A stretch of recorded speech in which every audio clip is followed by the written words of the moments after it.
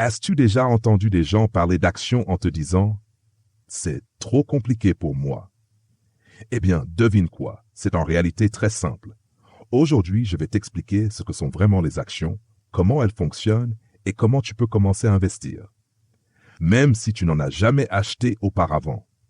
Et reste bien jusqu'à la fin, car je vais te révéler la plus grande erreur que font les débutants, celle qui leur fait perdre de l'argent très vite, et comment tu peux l'éviter complètement. Qu'est-ce qu'une action? Imagine que tu achètes une part de pizza. Cette pizza représente une entreprise. Si la pizza est découpée en 8 parts et que tu en possèdes 2, cela veut dire que tu possèdes une partie de la pizza. Et c'est exactement comme ça que fonctionnent les actions. Quand tu achètes une action, tu achètes une petite partie d'une entreprise. Si tu achètes une action Apple, c'est comme posséder une minuscule part d'Apple elle-même. Maintenant, si Apple grandit et prend de la valeur, ta part, ton action, prend aussi de la valeur. Et parfois, l'entreprise partage une partie de ses bénéfices avec toi. Cela s'appelle un dividende. Mais alors, pourquoi les gens achètent-ils des actions? Voyons cela tout de suite. Pourquoi les gens investissent-ils dans les actions?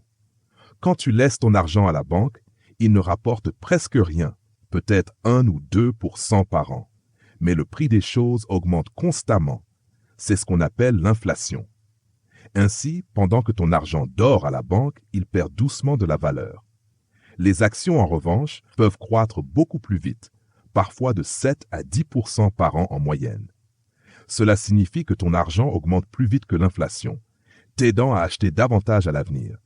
Et si l'entreprise verse des dividendes, tu gagnes encore plus d'argent en attendant.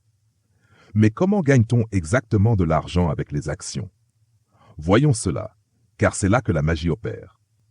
Comment gagner de l'argent avec les actions? Il y a 2 principales façons de gagner de l'argent grâce aux actions. Premièrement, quand le prix augmente. Par exemple, si tu achètes une action à $100 et qu'un peu plus tard, elle vaut $150, si tu la vends à ce moment-là, tu réalises un bénéfice de $50. Deuxièmement, les dividendes. Certaines entreprises partagent régulièrement une partie de leurs bénéfices avec les actionnaires. Ainsi, même si tu ne vends pas ton action, tu peux quand même gagner de l'argent simplement en la conservant. Mais avant de te précipiter pour acheter ta première action, voyons comment bien commencer.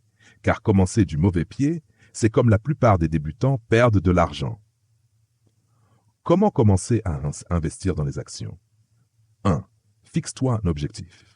Pourquoi veux-tu investir?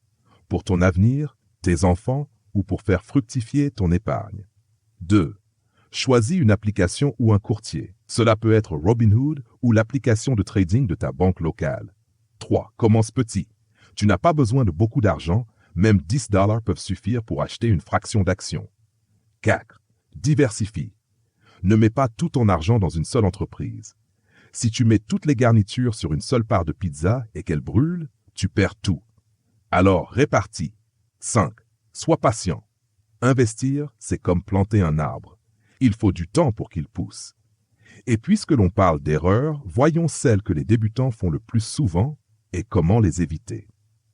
Les erreurs courantes des débutants. 1. Acheter des actions juste parce qu'elles sont à la mode sur les réseaux sociaux. 2.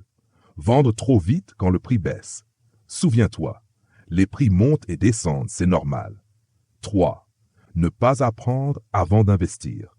N'investis jamais dans ce que tu ne comprends pas. Mais la bonne nouvelle, c'est qu'il existe une méthode très simple pour éviter toutes ces erreurs. C'est une stratégie que même les experts utilisent, et je vais te la révéler maintenant. Mais avant ça, si cette vidéo t'a aidé, n'oublie pas de laisser un like. Merci beaucoup. La méthode intelligente pour investir quand on débute.